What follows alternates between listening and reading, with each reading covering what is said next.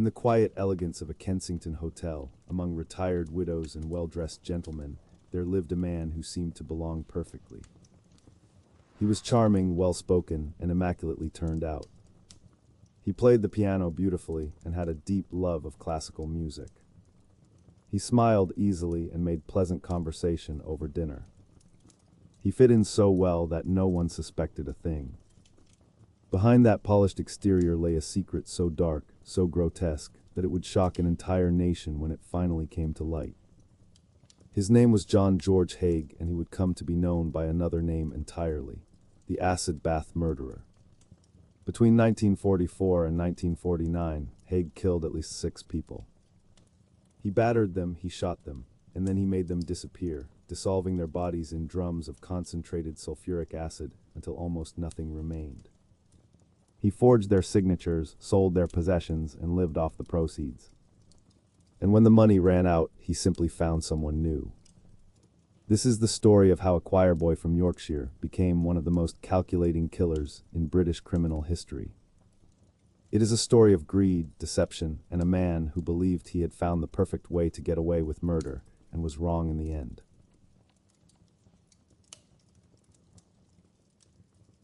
John George Haigh was born on the 24th of July, 1909, in the quiet market town of Stamford, Lincolnshire. It was a modest beginning in a modest place.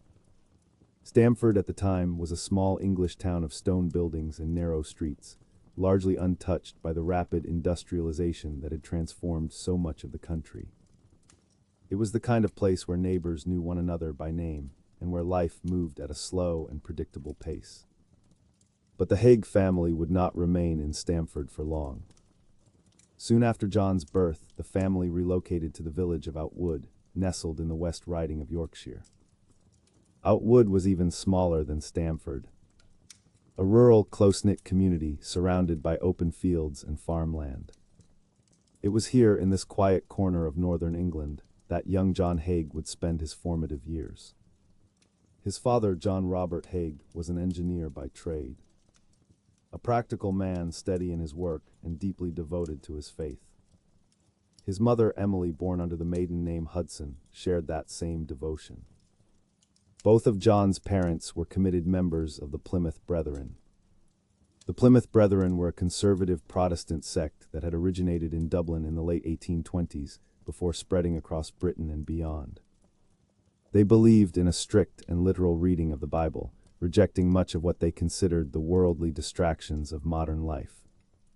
Members of the Brethren lived by a rigid moral code.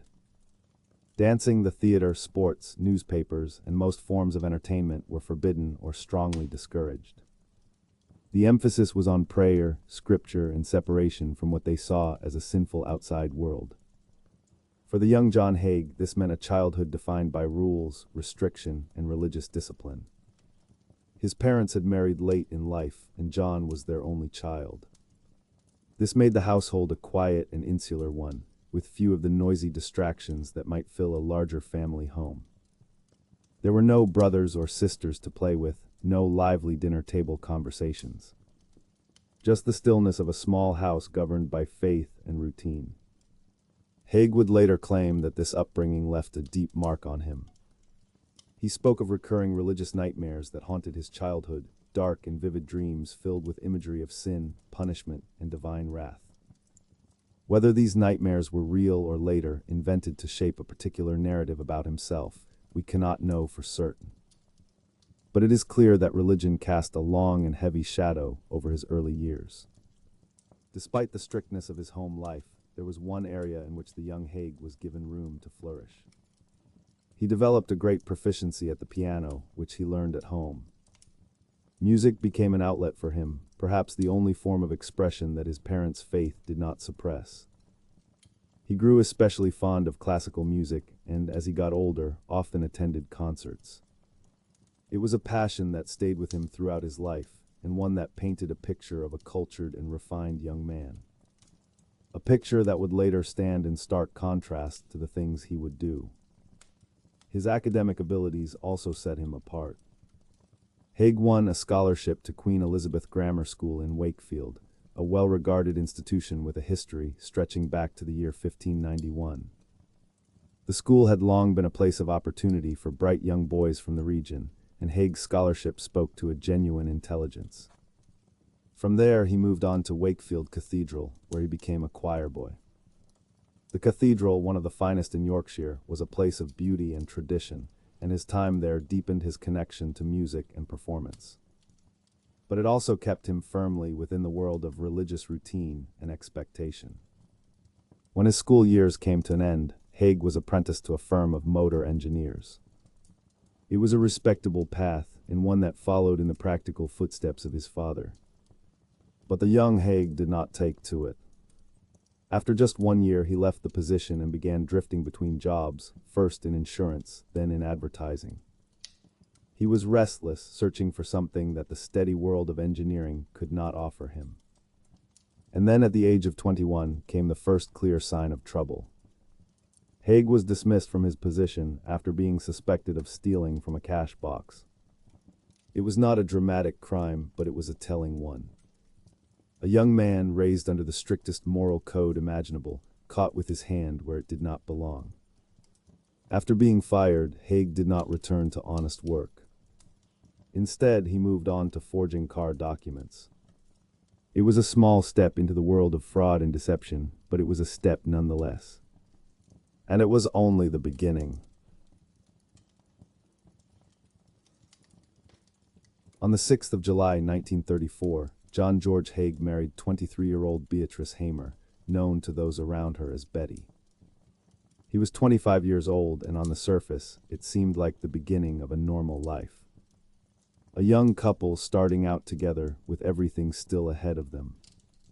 But the marriage would not last. In fact, it fell apart almost as quickly as it had begun. That very same year, Haigh was arrested and jailed for fraud. It was the natural consequence of the path he had chosen after leaving honest work, a path of forged documents and petty deception. And while he sat behind bars, something happened that would sever one of the last threads connecting him to an ordinary life. Betty gave birth to a baby girl. Alone with her husband in prison and no means of support, she made the painful decision to place the child up for adoption. She then left Haigh for good. The marriage was over.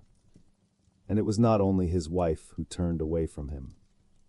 Haigh's own family, the devout and deeply principled parents who had raised him under the watchful eye of the Plymouth Brethren, ostracized him from that point onward. For a family that lived by a rigid moral code, a son in prison was a source of deep shame. The boy they had raised in prayer and scripture had become something they could no longer accept. And so John George Haigh found himself truly alone. No wife, no child, no family, just himself and the choices he had made. In 1936, Haigh moved to London. The city was a world away from the quiet villages and small towns of his youth. London in the mid-1930s was a sprawling, bustling capital, still the heart of an empire, full of opportunity for those willing to work and full of shadows for those willing to deceive. Haigh found employment as a chauffeur to a man named William McSwan.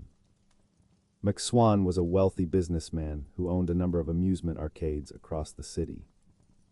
It was a lucrative trade in an era when arcades were a popular form of entertainment for ordinary Londoners looking for a bit of fun. Haigh drove for McSwan and also helped maintain his amusement machines, keeping the coin-operated games and attractions in working order. It was steady, legitimate work, and it brought Haigh into close contact with a man of considerable wealth. A detail that would prove significant in the years to come. But Haigh was not content with an honest living. Before long, he devised a new and far more ambitious scheme. He began posing as a solicitor, adopting the false identity of a man he called William Cotto Adamson. Under this invented name, he set up what appeared to be a respectable legal practice, with offices listed in Chancery Lane in central London, in Guildford in Surrey, and in Hastings on the Sussex coast. Multiple locations gave the illusion of a successful and established firm. The profession of solicitor was one that carried great trust in British society. People placed their legal affairs, their property, their inheritances, into the hands of their solicitors without question. And Haigh exploited that trust ruthlessly. He began selling fraudulent stock shares, claiming they came from the estates of deceased clients. He offered them at below-market rates, which made the deals appear to be rare bargains rather than the fabrications they truly were. For a time, the scheme worked. Money came in and no one questioned the charming young solicitor with the well-spoken manner. But then, as so often happens with fraud, a small and seemingly trivial mistake brought the whole thing crashing down. Someone noticed that on his official letterhead, Haigh had misspelled the name of one of his office locations. He had written Guildford instead of the correct spelling, Guildford. It was the kind of error that a real solicitor with genuine offices in the town would never have made. Suspicion was raised, inquiries were made, and the elaborate facade unraveled. Haigh was arrested, tried, and sentenced to 4 years in prison for fraud.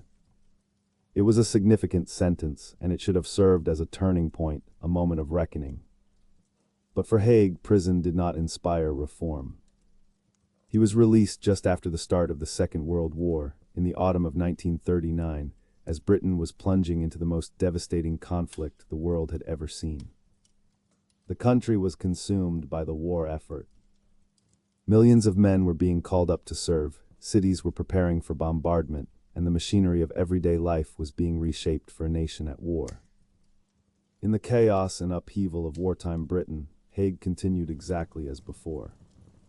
He returned to fraud, running new schemes and deceptions, and was caught and sentenced to prison several more times. Each time he served his term, was released, and went straight back to the same behavior. But something was changing inside him. With each conviction, Haigh grew more resentful, not of his own dishonesty, but of the people who had caught him. He began to dwell on a single, bitter thought. The reason he kept getting caught was because he left his victims alive. Living witnesses could point the finger, give testimony, and send him back to a cell. If there were no witnesses, there would be no accusations. And if there were no accusations, there would be no prison. It was during this period that Haigh became fascinated by the case of a French murderer named Georges Alexander Sarratt. Sarratt was a Marseille-based lawyer and con artist who had committed multiple murders in the late 1920s and early 1930s. What set Sarratt apart from other killers was not how he killed, but how he disposed of the evidence. Sarratt had used sulfuric acid to dissolve the bodies of his victims, leaving behind almost nothing that could be identified. It was a method of destruction so thorough that it had very nearly allowed him to escape justice altogether. For Haigh, this was a revelation. The idea lodged itself in his mind and would not let go. If a body could be completely destroyed, then there would be no evidence of murder. And if there was no evidence, there could be no conviction. Haigh began to experiment. He obtained sulfuric acid and used it on field mice, carefully observing the results. What he found exceeded his expectations. The acid dissolved the small bodies in as little as 30 minutes, leaving behind nothing recognizable. It was fast, it was effective, and it was terrifyingly simple. He now believed he had found the perfect method. A way to make a person disappear entirely, as though they had never existed. And with that belief, John George Haigh crossed a line in his mind from which there would be no return. In 1943, John George Haigh was released from prison once again. By now, he had spent the better part of a decade cycling in and out of cells, each sentence a consequence of his relentless appetite for fraud. But this time, something was different. This time, he had a plan. Not just another scheme to forge documents or sell worthless stock, but something far darker, something he had been thinking about for a very long time. For now, however, he kept that darkness hidden. Upon his release, Haigh took up a position as an accountant with an engineering firm. It was respectable work, the kind of steady employment that might suggest a man who had finally learned his lesson. Britain in 1943 was deep in the grip of the Second World War. The country had been at war for 4 grueling years. Cities bore the scars of the Blitz, rationing governed daily life, and millions of men and women were serving overseas or contributing to the war effort at home. In the midst of all this upheaval, people were too preoccupied with survival to to pay much attention to one quiet accountant with a criminal past. And then, not long after settling into his new life, fate intervened in the most ordinary of ways. By chance, Haigh walked into a pub in Kensington, one of London's more affluent neighborhoods, and there, sitting at the bar or at a table across the room, was a face he recognized. William McSwan, his former employer. The wealthy owner of amusement arcades for whom Haigh had once worked as a chauffeur and machine repairman. It had been several years since the two men had last seen one another, and McSwan greeted Haigh warmly. The reunion seemed innocent enough, two old acquaintances catching up over a drink. McSwan was doing well. He introduced Haigh to his parents, Donald and Amy McSwan, an elderly couple who had built up a comfortable life for themselves over the years. The McSwans owned a number of properties across London, and their son William worked for them by collecting the rents from their various tenants. It was a comfortable arrangement, and the family lived well from the steady income their properties provided. Haigh observed all of this with quiet interest. He saw the money, the properties, the easy lifestyle that came with collecting rent month after month, and he grew envious. Here was William McSwan, a man of no particular brilliance, living a life of comfort simply because his parents owned the right buildings in the right parts of London. Meanwhile, Haigh, who considered himself clever and resourceful, had spent years scraping by, moving from one failed scheme to the next and landing in prison for his troubles. It was not fair, he thought, and in the twisted logic of his mind, he began to see a way to correct that imbalance. On the 6th of September 1944, William McSwan disappeared. He simply vanished from his life, his home, his routine, without a word to anyone. His parents were concerned, of course, but they had no reason to suspect anything sinister. People disappeared during wartime. It was an age of disruption and uncertainty, and the absence of a young man could be explained in any number of ways. What had actually happened was something no one could have imagined. Haigh had lured William McSwan to a basement on Gloucester Road, a quiet, unremarkable location where no one would hear or see what was about to take place. Once inside, Haigh struck McSwan over the head with a lead pipe. The blow was fatal. McSwan collapsed, and just like that, a life was ended. But for Haigh, the killing was only the first step. He had already prepared for what came next.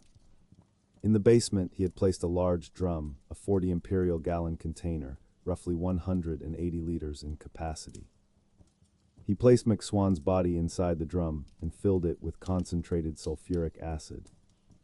Sulfuric acid is one of the most corrosive substances known to chemistry. In its concentrated form, it is a dense, oily liquid capable of breaking down organic material with terrifying efficiency. It reacts violently with flesh, bone, and tissue, generating intense heat as it dissolves everything it touches. The fumes alone are dangerous enough to cause serious harm. Haigh sealed the drum and waited. 2 days later, he returned to the basement and opened it. What he found confirmed everything his earlier experiments with field mice had suggested.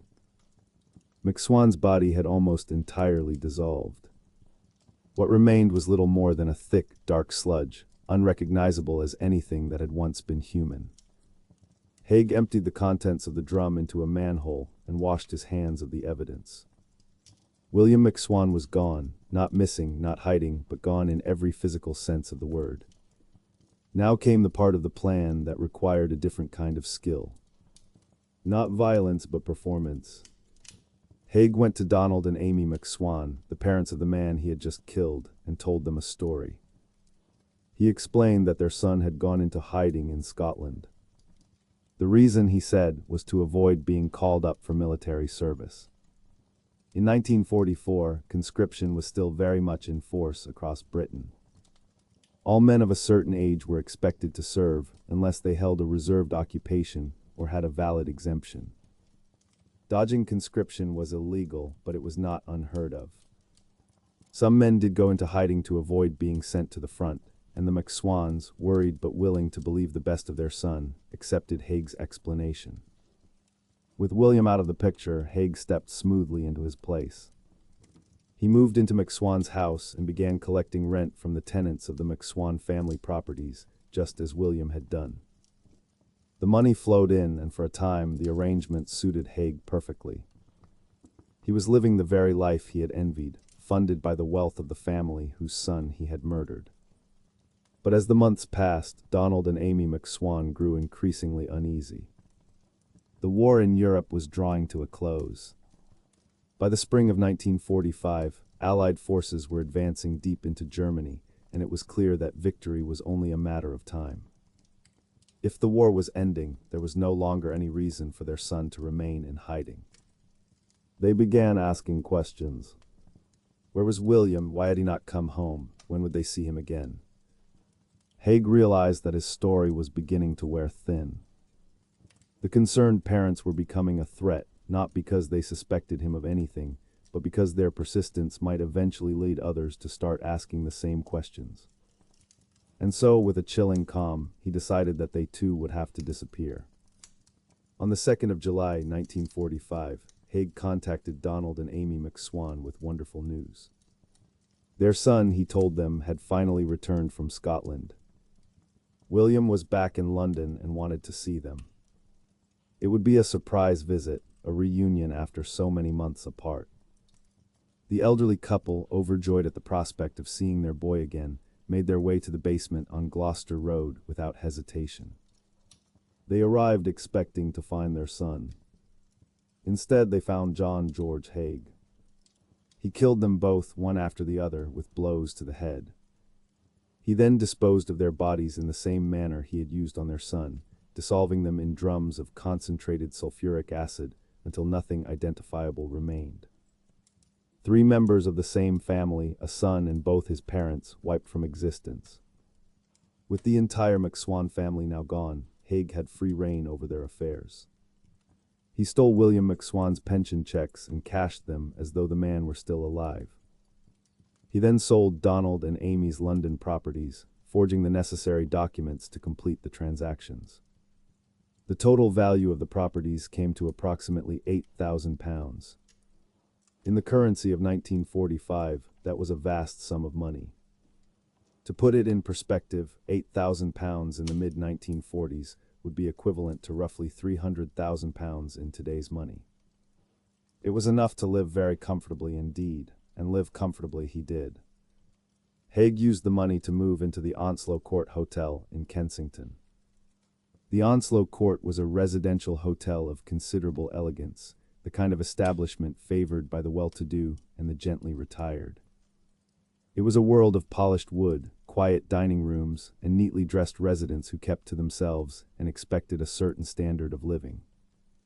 Haigh fit right in. He was charming, well-spoken, and immaculately presented. He played the piano, attended concerts, and carried himself with the easy confidence of a man who had always had money. No one at the Onslow Court would have guessed for a moment that their refined and pleasant neighbor had funded his lifestyle with murder. But there was a problem. John George Haigh was a gambler. He had a weakness for betting, and it was a weakness that consumed money at a frightening rate.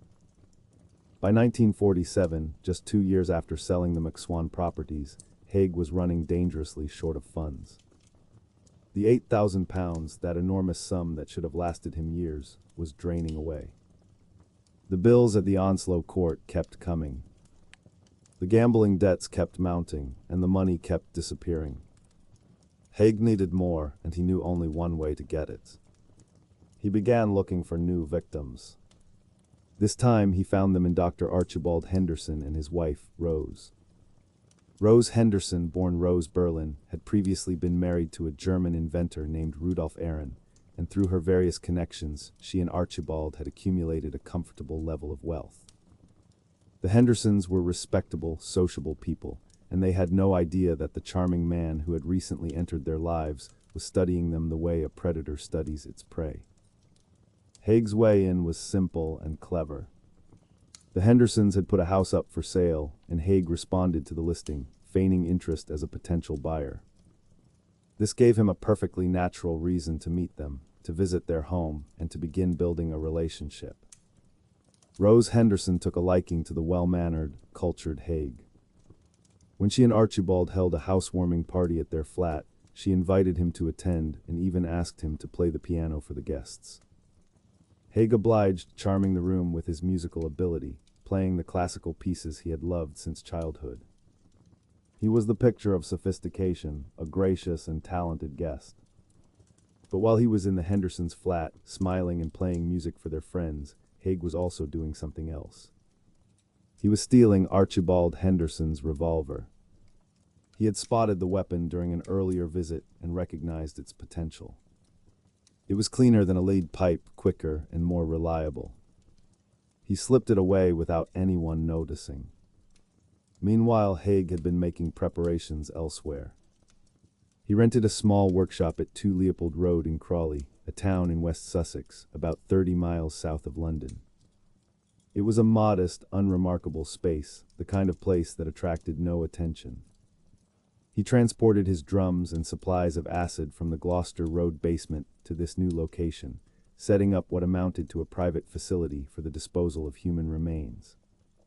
Haigh was also known to have stayed at the George, a hotel in Crawley, on several occasions during this period, establishing a quiet but regular presence in the town.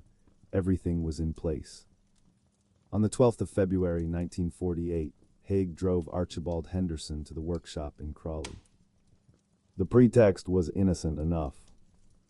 Haigh told Henderson that he wanted to show him an invention he had been working on, something he thought might interest a man of Henderson's background. Henderson had no reason to be suspicious. He climbed into the car, made the journey south from London, and walked into the small workshop on Leopold Road. Once inside, Haigh drew the stolen revolver and shot Archibald Henderson in the head. The man died instantly. Haigh then turned his attention to Rose. He drove back and contacted her, telling her that her husband had fallen ill at the workshop and needed her urgently. Rose, alarmed and concerned for Archibald, came without hesitation. When she arrived at Leopold Road, Haigh shot her as well. In the space of a single day, both Hendersons were dead. Haigh placed their bodies into oil drums, filled them with sulfuric acid, and left them to dissolve, just as he had done with the McSwans before them. When the process was complete, the Hendersons had ceased to exist in any physical form.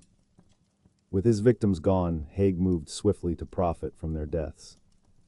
He forged a letter bearing both of the Hendersons' signatures, giving the impression that the couple had decided to sell their possessions and move on. Using this forged authority, he sold off nearly everything they owned, collecting approximately £8,000 from the proceeds.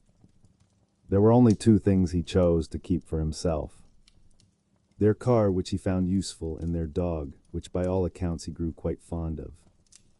It was a strange detail, a man who could kill without hesitation and dissolve human beings in acid, yet who kept a dead couple's dog as a companion. But John George Haigh was full of contradictions. He returned to the Onslow Court Hotel with his pockets full once again, ready to resume the lifestyle to which he had grown accustomed.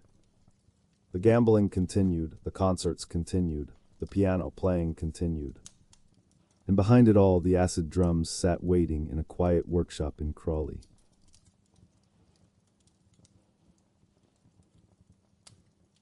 By early 1949, John George Haigh's money was running low once again. The pattern was by now grimly familiar.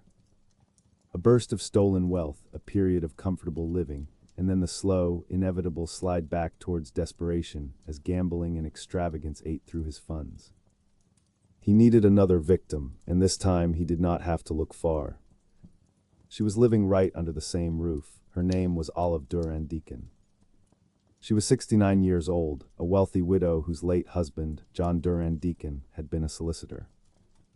Olive was a long-time resident at the Onslow Court Hotel, the same elegant Kensington establishment where Haigh had been living since the proceeds of the McSwan murders had afforded him entry into that world. She was a familiar face in the hotel's dining room and sitting areas, a well-dressed, sociable woman who enjoyed the company of her fellow residents. Among those residents, of course, was John George Haigh. By this time, Haigh had taken to calling himself an engineer, a title that lent him an air of professional respectability and practical expertise. It was this supposed expertise that gave him his opening. Olive Durand-Deacon had an idea that she was quite enthusiastic about. She had been talking to her friends at the hotel about a concept for artificial fingernails, a cosmetic product that she believed could have real commercial potential. It was the kind of idea that needed someone with technical knowledge to develop, someone who understood materials and manufacturing. Someone perhaps like an engineer. Haigh listened to Olive talk about her idea and saw his opportunity. He expressed interest, told her he could help bring the concept to life, and invited her to visit his workshop down in Crawley so that he could show her his facilities and discuss the project further. Olive was delighted. Here was a charming, cultured man, a fellow resident of the hotel, offering to help her turn her idea into reality. She had no reason whatsoever to be afraid. On the 18th of February, 1949, Olive Durand-Deacon traveled with Haigh to the small workshop at 2 Leopold Road in Crawley. She walked through the door expecting a conversation about fingernails and business plans. Instead, once she was inside and the door was closed behind her, Haigh drew the same .38 caliber Webley revolver he had stolen from Archibald Henderson and shot Olive Durand-Deacon in the back of the neck. She died where she stood. It was cold, calculated, and utterly without mercy. Haigh then stripped her body of everything valuable. Her jewelry, her personal effects, and her Persian lamb coat, a luxurious garment that was worth a considerable sum in its own right. He placed her body into the acid bath, just as he had done with all the others before her, and left the acid to do its work. In Haigh's mind, the routine was well established by now. Kill, dissolve, forge, sell, profit. He had done it before and gotten away with it every time. There was no reason to think this time would be any different, but this time something changed. 2 days after Olive Durand-Deacon's visit to the workshop, a woman named Constance Lane walked into a police station. Constance Lane was a friend of Olive's, a fellow resident at the Onslow Court Hotel, and she was worried. Olive had not been seen at the hotel since the 18th of February. She had not appeared for meals, had not been in the sitting room, had not been spotted coming or going. For a woman of such regular habits, this was deeply unusual. Constance reported her friend as missing. The police began to make inquiries. And it did not take them long to find their way to John George Haigh. When detectives looked into Haigh's background, what they found was not the record of a respectable engineer, but a long and damning history of theft, fraud, and repeated imprisonment. Here was a man who had spent much of his adult life behind bars, a man with conviction after conviction to his name, and he was one of the last people known to have been in contact with the missing woman. The police obtained a warrant to search Haigh's workshop in Crawley.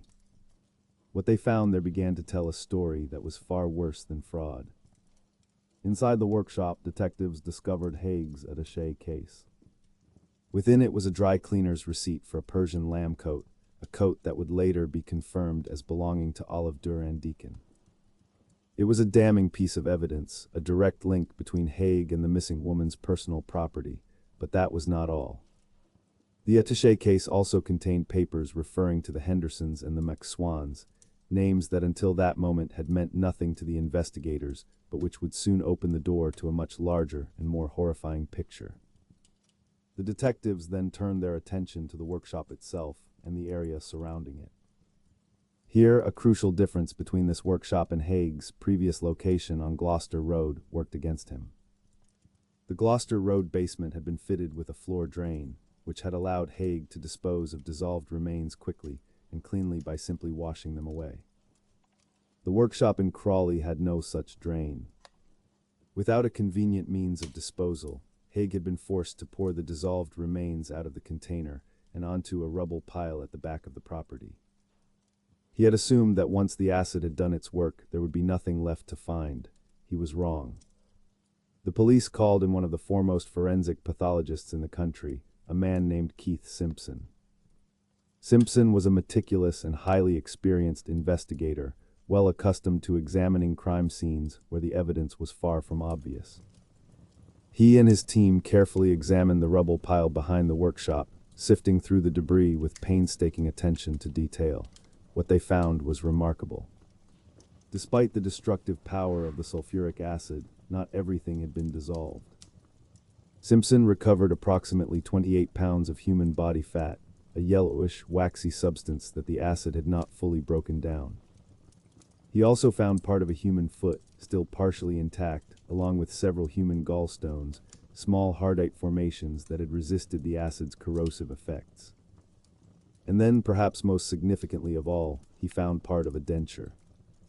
A fragment of a set of false teeth, made of acrylic resin, a material that sulfuric acid struggles to dissolve completely. This single fragment would prove to be one of the most important pieces of evidence in the entire case. Olive Duran-Deacon's dentist was contacted, and during the subsequent trial, was able to positively identify the recovered denture as belonging to his patient. It was a definitive link. The acid had destroyed almost everything, but it had not destroyed enough. With the evidence mounting, the police brought Haigh in for questioning. It was during this interrogation that one of the most chilling exchanges in British criminal history took place. Haigh, sitting across from Detective Inspector Albert Webb, asked a question that revealed exactly where his mind had been all along. "Tell me frankly," he said, "what are the chances of anybody being released from Broadmoor?" Broadmoor was one of Britain's most notorious institutions, a high-security psychiatric hospital in Berkshire where the criminally insane were confined. It was not a prison in the conventional sense, but a place for those deemed too mentally ill to stand trial or to serve a normal sentence. Patients at Broadmoor were held indefinitely, but the possibility of release, however remote, did exist. And it was this possibility that Haigh was calculating. If he could convince the authorities that he was insane, he might avoid the gallows and be sent to Broadmoor instead. And from Broadmoor there was at least a theoretical chance of one day walking free. Inspector Webb, to his credit, did not take the bait.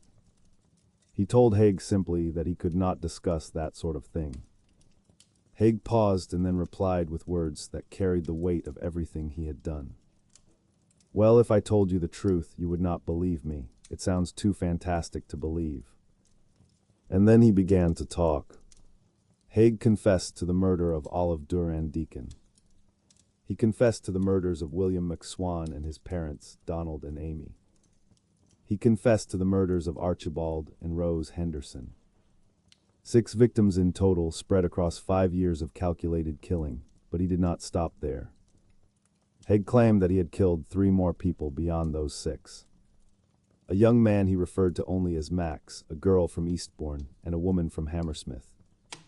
3 additional victims, unnamed and unverified, ghosts in a confession that may or may not have been truthful. The police investigated these claims, but could find no evidence to support them. No bodies, no missing persons reports that matched, no corroborating details. Whether Haigh truly killed 9 people or whether he inflated his total to bolster his insanity defense remains an open question to this day. What was beyond question, however, was that the man sitting in that interrogation room had murdered at least 6 people, dissolved their bodies in acid, and profited from their deaths without a flicker of remorse.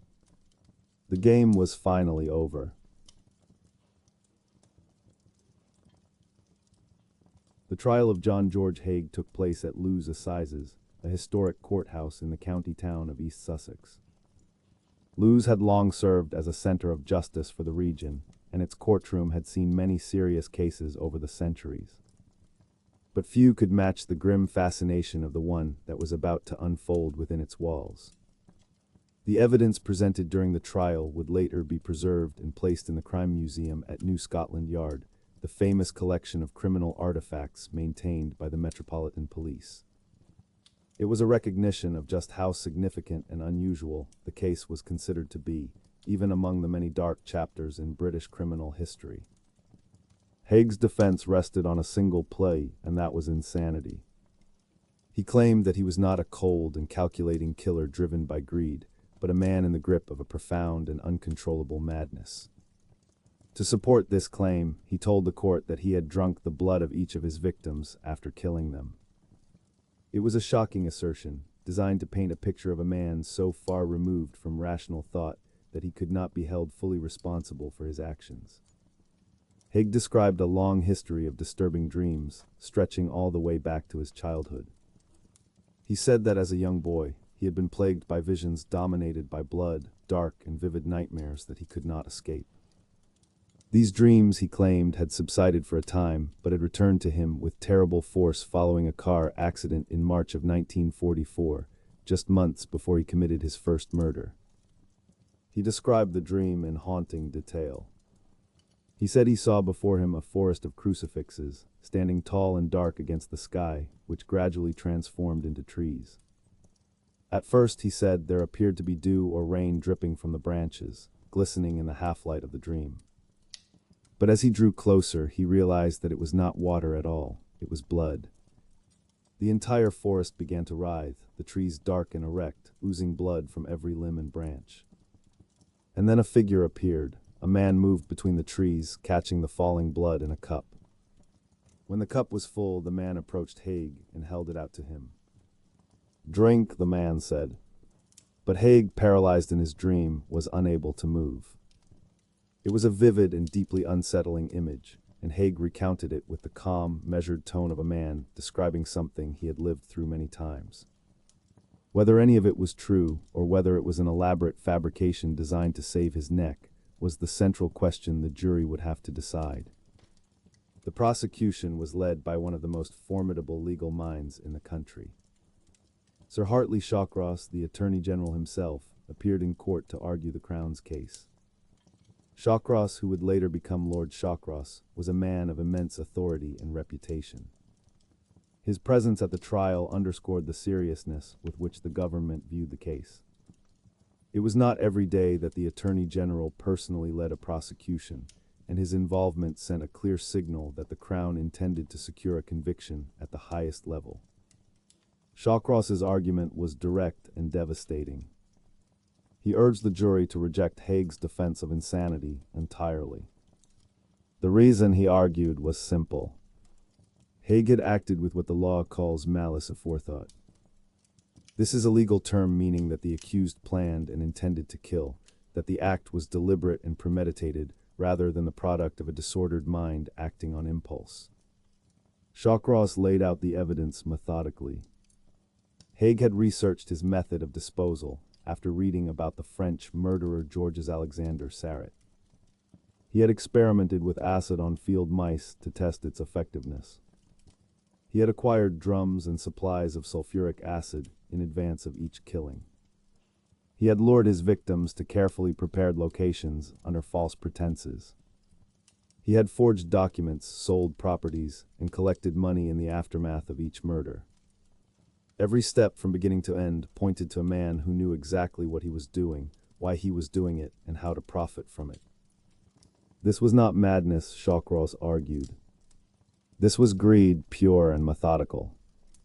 The defense was led by Sir David Maxwell Fyfe, himself a King's Counsel and a distinguished barrister who would go on to hold some of the highest legal offices in the land.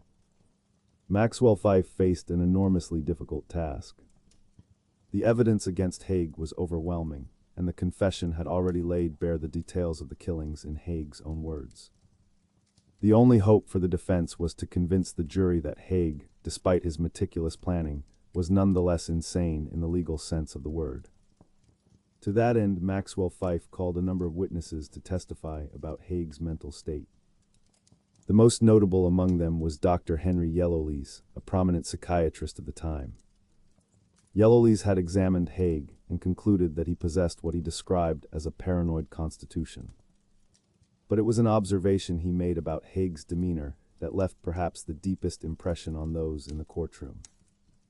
Yellowlees told the court that Haigh displayed, in his words, the absolute callous, cheerful, bland, and almost friendly indifference to the crimes which he freely admits having committed.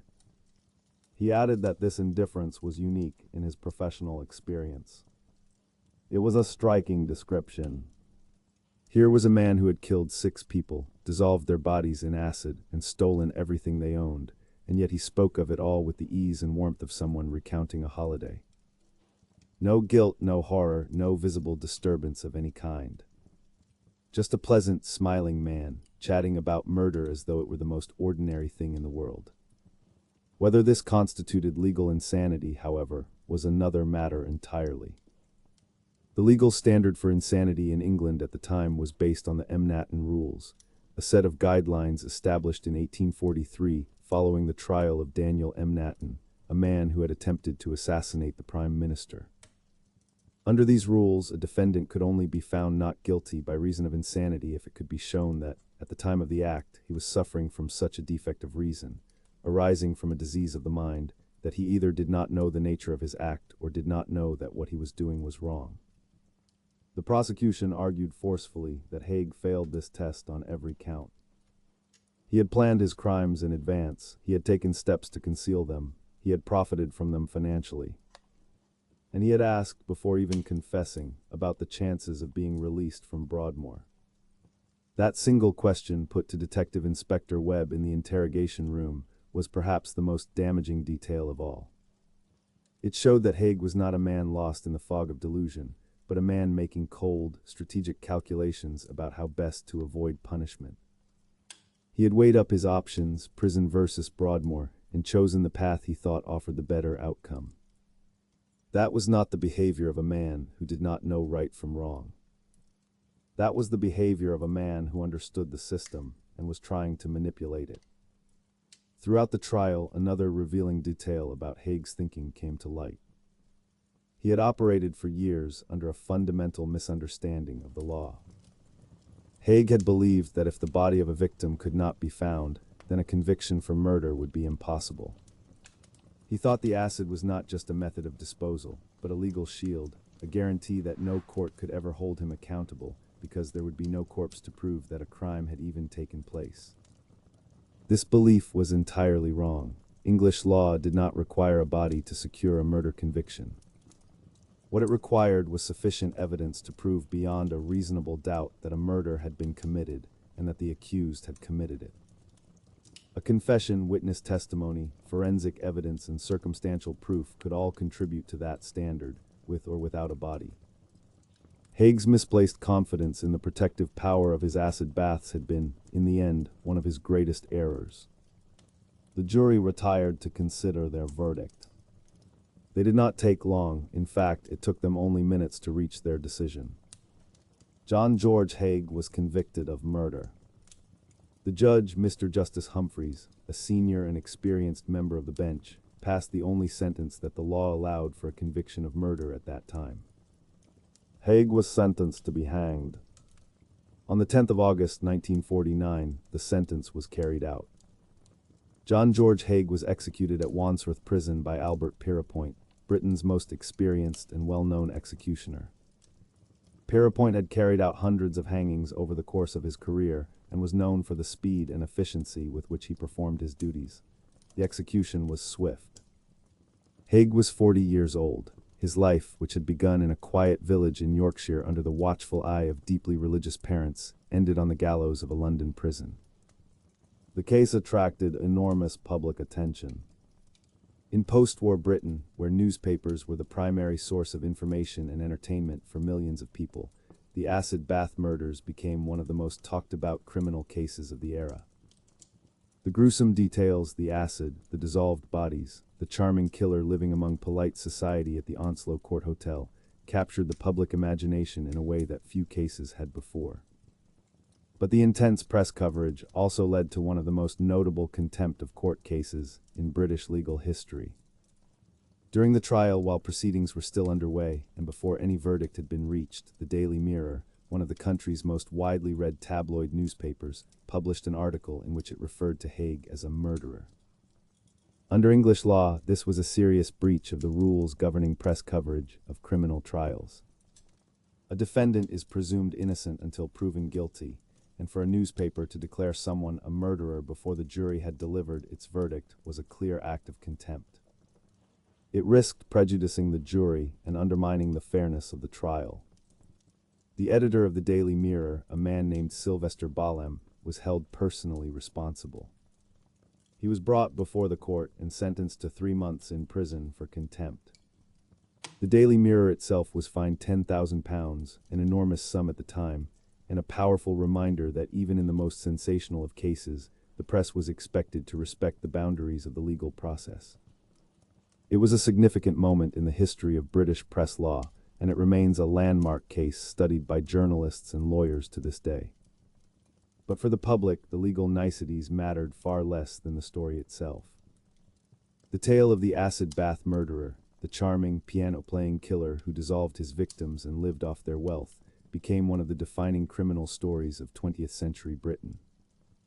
And the name John George Haigh passed into history, not as the respectable engineer he pretended to be, but as one of the most calculating and cold-blooded killers the country had ever known.